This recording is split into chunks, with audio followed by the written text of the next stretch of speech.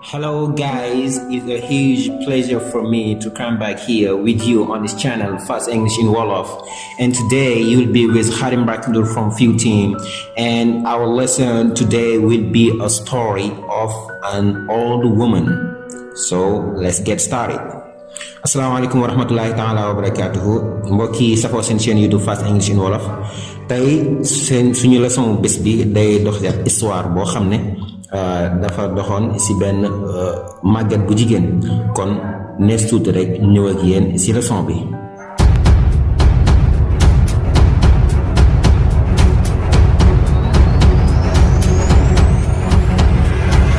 waaw mbokk yi kon dañuy ànd ak yéen ñu lire leçon bi su ko defee suñuy ñëwaat ñu mën koo firi. An old woman wanted to cross a road. She was weak, therefore she wanted help. She waited alone.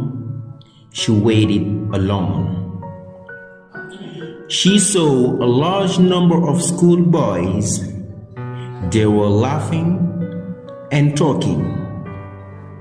They were going home, so they were happy. They looked at the old woman. They did not help her. They walked on.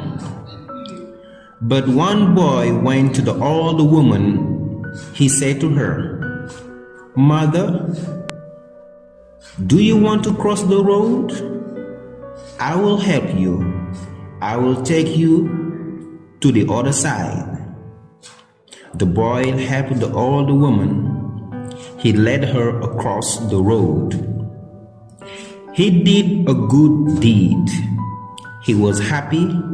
He said, "I helped somebody's mother, so somebody will help my mother in her old age.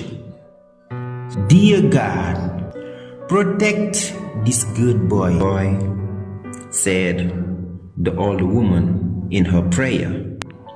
Kon mbokk yi loolu moo nekkoon texte bi, kon ñu ànd ak yéen ci film bi. Mu ne an old woman suñ ko waxee mooy ab màgget bu jigéen, kon old man mooy màgget bu góor. Mu ne an old woman wanted to cross a road. Mu ne benn jigéen bu màgget bëggoon naa jéggi ab yoon, bëggoon naa traversé.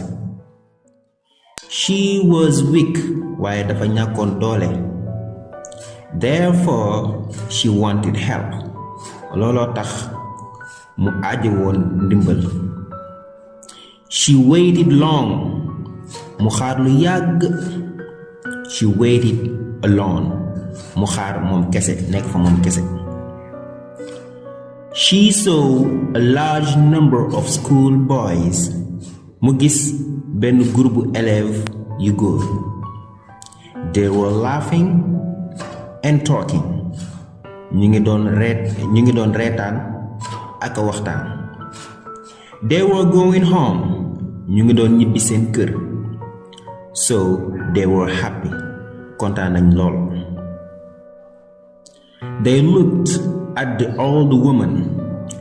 ñu xool màgget bu jigéen bi. But they did not help her. waaye dimbali wuñ ko. They walked on. ñu continuer di dox. kon dañ fi xamane walked on mooy continuer di dox. But one boy went to the old woman. waaye benn ci xale yooyu dem na ci màgget bu jigéen bi. He said to her, mu ne ko, "Mother, do you want to cross the road?" mu ne yaay booy, ndax dangaa bëgg jéggi yoon wi? I will help you. dinaa la dimbali. I will take you to the other side. dinaa la yóbbu ci beneen wàll ba, maanaam dinaa la jéggil yoon bi rek la bëgg wax foofu. The boy helped the old woman. mu ne xale bu góor bi dimbali na màgget bu jigéen bi. He led her across the road. mu jéggil ko yoon wi. He did a good deed. Def na jëf ju rafet. He was happy. Kontaan na lool.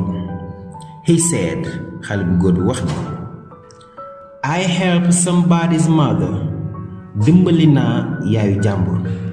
So somebody will help my mother in her old age. Kon nag kenn dina mës a dimbali sama yaay su demee ba màgget.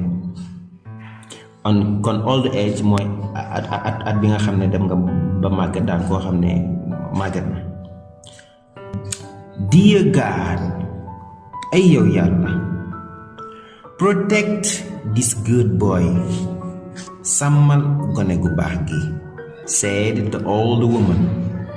Màgget bu jigéen moo wax loolu in her prayer si ab ñaanam ba. maanaam li mu bëgg wax foofu rek màgget bu jigéen bi moo ñaan. kon mbokk yi loolu moo nekkoon leçon bu ñu leen indiloon mu nekkoon ab histoire di leen di rafetlu seen topp seen YouTube Fast English Wolof ba beneen yoon incha allah jërë ngeen jëf.